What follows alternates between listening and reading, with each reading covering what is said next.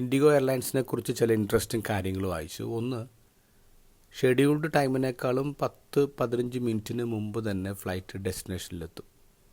ആൾക്കാരെ പെട്ടെന്ന് ഡീബോർഡ് ചെയ്യും. ഹവാർഡ് യൂണിവേഴ്സിറ്റി പറയുന്നത് ഒരു ഫ്ലൈറ്റിൽ 10 മിനിറ്റ് സേവ് ചെയ്യുക എന്ന് പറഞ്ഞാൽ അതിനർത്ഥം വർഷത്തിൽ 200 ഫ്ലൈറ്റ് എക്സ്ട്രാ ചെയ്യാൻ പറ്റും.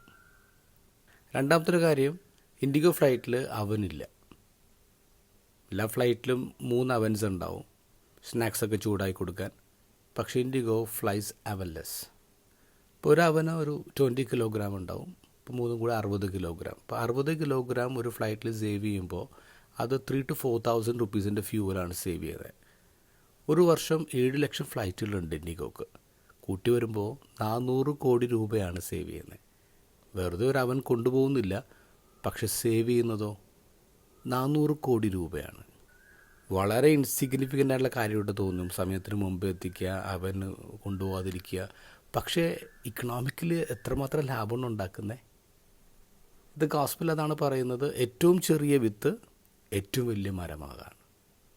നമ്മൾ ചെയ്യുന്ന കുഞ്ഞു കാര്യങ്ങൾ അത് ഇൻസിഗ്നിഫിക്കൻ്റ് ആയിരിക്കാം, നിസ്സാരമായിരിക്കാം, പക്ഷെ അതിൻ്റെ ഇമ്പാക്റ്റ് നോക്കി.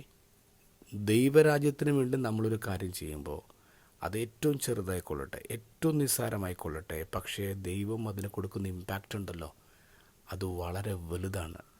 It is unbelievable.